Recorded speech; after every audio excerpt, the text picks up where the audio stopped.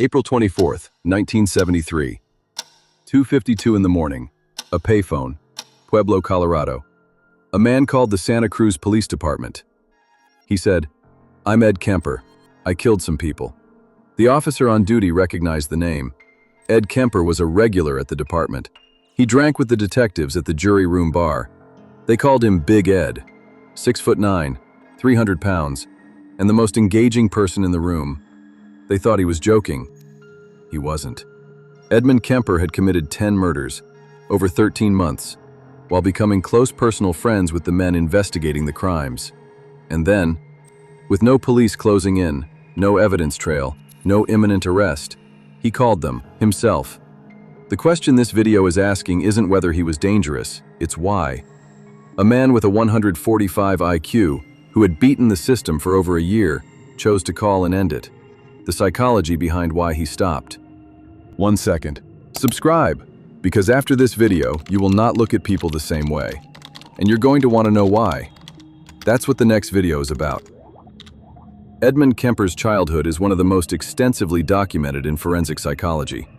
Not because it was unusually violent, because it was unusually specific in the damage it caused. His mother, Clarnell Strandberg, was by multiple accounts domineering, unpredictable, and contradictory. She made him sleep in the basement.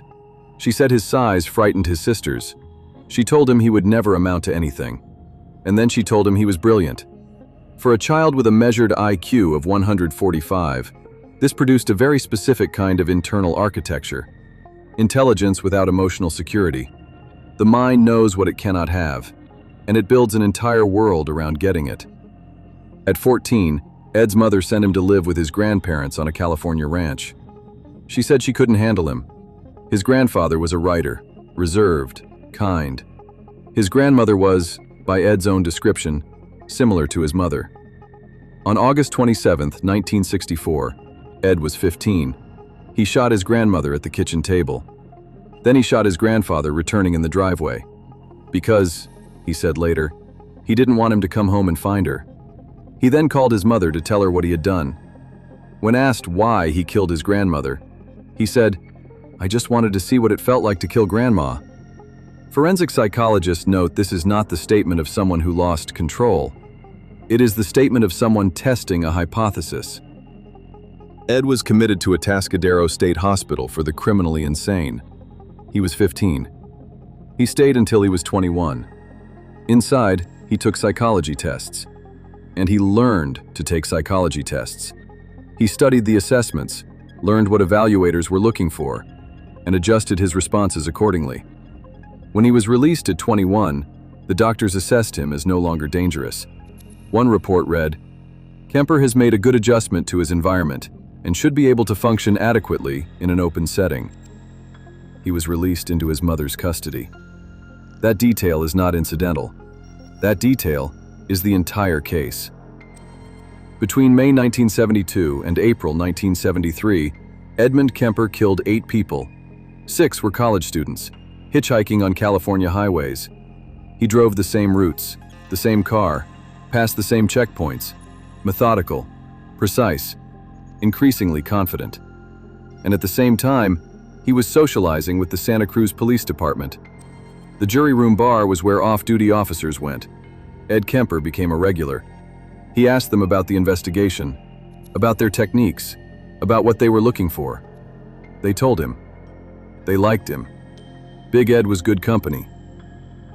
Forensic psychologist Anna Salter describes what she calls the fantasy cycle in predatory offenders. 4 stages: fantasy, planning, execution, and a return to fantasy.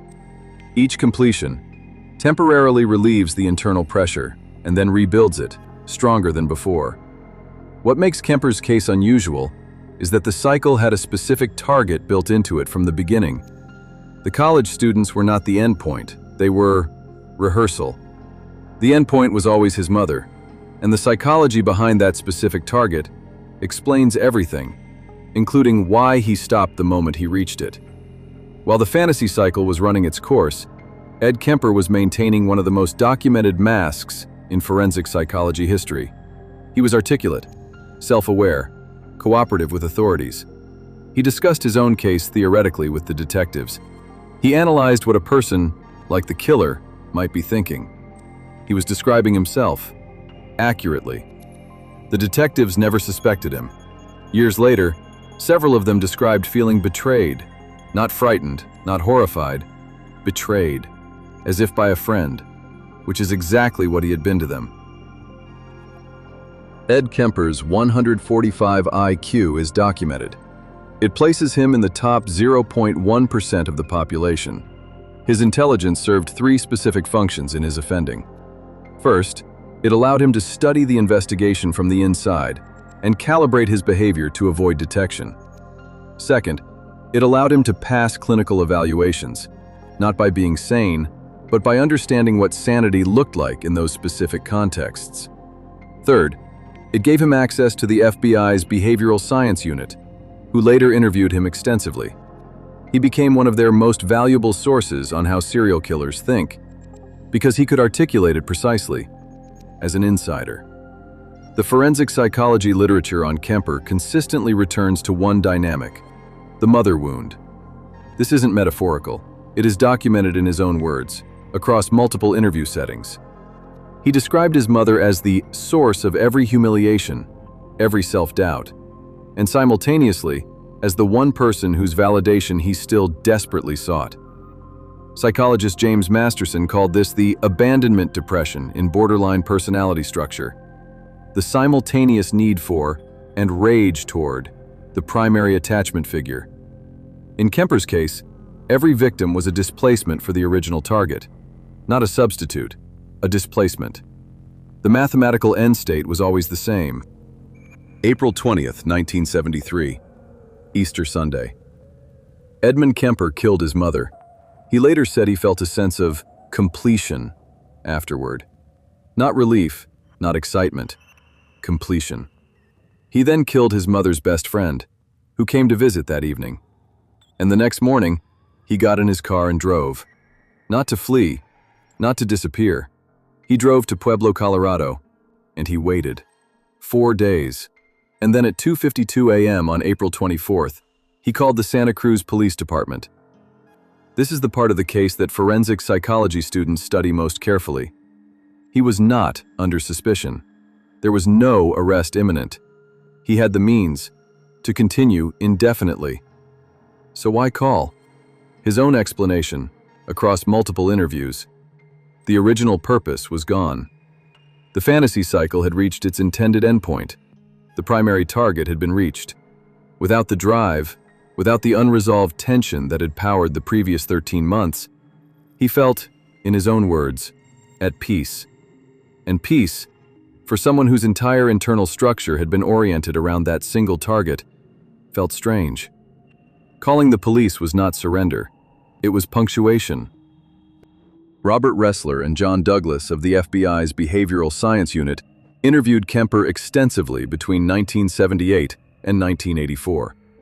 He was, by their own account, their most cooperative and informative subject. He explained his own psychology with clinical precision, how he selected victims, how he maintained his mask, how he managed investigative pressure. The terminology Ressler and Douglas developed, organized versus disorganized offender, fantasy-driven crime, the signature versus MO distinction, was informed in part by what Kemper told them. You have seen that terminology in every true crime documentary made in the last 40 years. Some of it came from Ed Kemper, explaining himself in a prison interview. Kemper's case sits at the intersection of three documented constructs in forensic psychology. First, attachment pathology, the specific damage done by an inconsistent primary caregiver to a high-intelligence child. Second, organized predatory behavior, the methodical, planned offending driven by a highly structured fantasy system. Third, psychological completion, the documented phenomenon where predatory behavior ends not through external intervention, but through internal resolution of the driving psychological state. These three together explain something that purely criminological approaches cannot. Why Kemper called. The Kemper case is taught not because it is typical. It is taught because it is transcript. The psychological mechanisms at work, attachment damage, displacement, the use of intelligence to mask internal states, operate in far less extreme forms across many people. What makes Kemper useful to forensic psychology is that he could explain himself. He was intelligent enough to have insight into his own pathology, and cooperative enough to share it. That combination is extraordinarily rare, and it gave the FBI tools that are still used in behavioral analysis today. Edmund Kemper was assessed as rehabilitated and non-dangerous at 21. The doctors who made that assessment were not incompetent. They were working with the tools available in 1969. The psychopathy checklist revised didn't exist yet. The FBI's structured threat assessment protocols didn't exist yet. Some of those protocols were built in part from the Kemper interviews. The dark irony of the case: the system that failed to identify him as dangerous eventually used him to build better tools for identifying people like him. He is simultaneously the failure and the solution. Edmund Kemper is currently serving 8 concurrent life sentences at California Medical Facility in Vacaville. He has been eligible for parole multiple times. He has reportedly sabotaged his own parole hearings. His explanation? He does not believe he should be released. He has continued to give interviews, continued to cooperate with researchers. He remains one of the most extensively documented cases in forensic psychology. Once you understand what was actually driving his behavior, the attachment wound, the displacement, the fantasy cycle reaching completion, you will start recognizing the structural pattern in places far removed from serial killing. If you want to understand more about how childhood attachment failures create adult psychological extremes, the next video covers a case with a completely different surface, but the same underlying architecture. It is on your screen right now. And if this kind of psychological deep dive is what you are here for, subscribe. New analysis drops every week.